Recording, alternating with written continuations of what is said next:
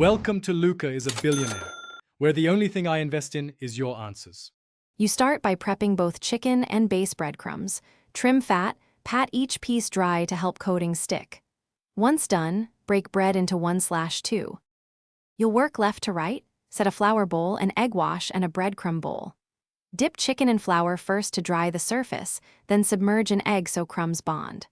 Once coated, press crumbs into the chicken, use fingertips for even coverage. Make sure to discard soggy egg, replace crumbs if oily, and keep pieces separate so they crisp evenly. This staging prevents clumping and ensures a golden crust when cooked. You finish by cooking to a safe internal temp.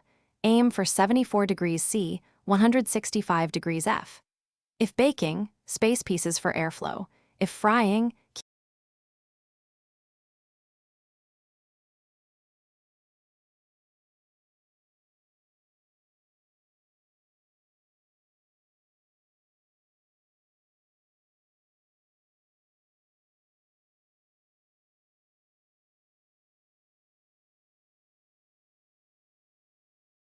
Thanks for watching and please subscribe. It's the best investment you'll ever make.